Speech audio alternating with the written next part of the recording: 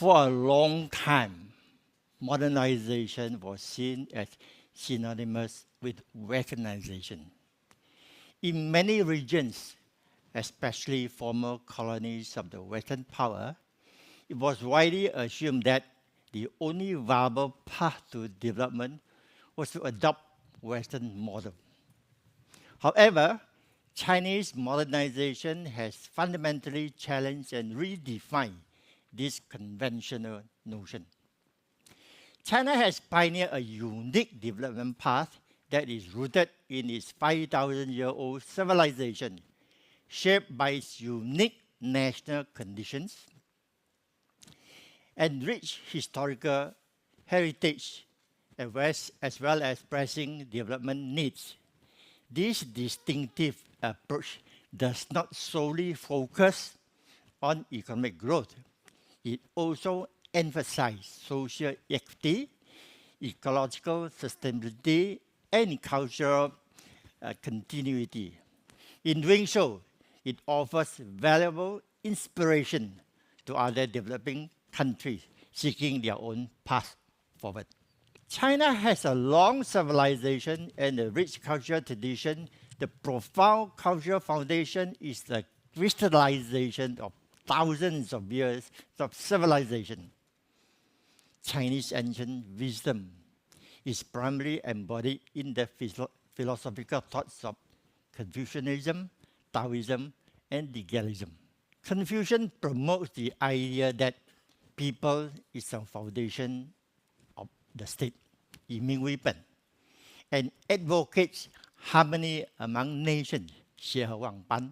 Taoism emphasizes unity between man and nature, 天人合一, and the principle of governing according with the natural order, 道法自然. And legalism underscores the importance of the rule of law as the foundation of effective governance. These philosophies have not only shaped the spiritual character of the Chinese nation, but have also injected valuable guidance into Chinese concept of modernization. An innovative and inclusive model, Chinese modernization transcends the limitations of traditional Western modernization theories, and its influence is evident across all domains: national governance, economic development, technological advancement, environmental protection, and global cooperation. Unlike models that benefit only a privileged few, Chinese-style modernization is about lifting the well-being of the entire population. Central to this vision is the goal of common prosperity, with rural revitalization serving as a key strategy. Without addressing urban-rural inequality, common prosperity remains a distant dream. In this context, China's remarkable achievement of lifting 800 million people out of extreme poverty over the past 4 decades speaks volumes about its commitments. China's success in poverty reduction was in no small way attributed to the whole-of-nation approach and targeted poverty alleviation strategy. Recently, I had the opportunity to attend the Nujiang International Forum on Poverty Governance and witness firsthand the transformative impact of this policy in one of China's most disadvantaged counties. These stories are living proof that the people as the foundation of the state is not just a slogan, but a living philosophy embedded in policy and practices. Today, these traditional values are reinterpreted through the lens of Chinese-style modernization.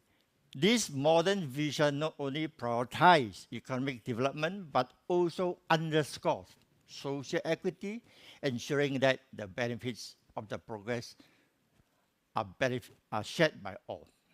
The idea of harmony among all nations, 协和万般, which originated from the ancient classic Sang Shu, advocates that nations should coexist in harmony, embrace diversity, and develop together.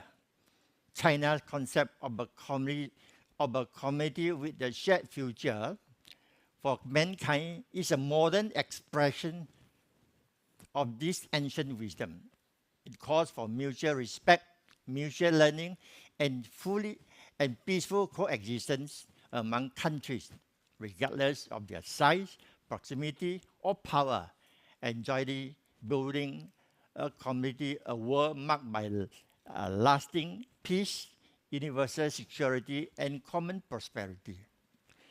The vision not only promotes global cooperation, but also offers a Chinese solution for building a fair and more just and more balanced international order.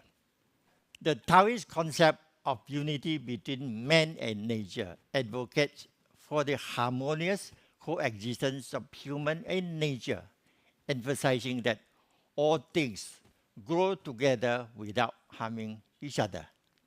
The well-known expression, 鲁西 waters and large mountains are gold and silver mountain, 绿水青山就是金山银山, is a vivid modern interpretation of this principle within the process of Chinese modernization.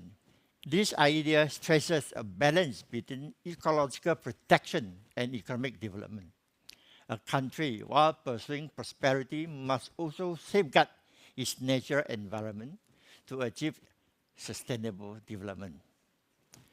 Amid today's intensified climate crisis and ecological challenges, green and low-carbon development has become a global consensus. Taoist idea of unity between man and nature recognizes that human beings are not the sole masters of nature, but just a part of it. Only by respecting, adapting to, and protecting nature can we achieve harmonious coexistence and promote the long-term advancement of human society.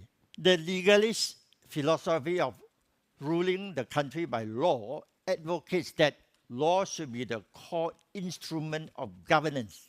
It emphasizes that national governance must rely on law rather than depending on individual or traditional morality.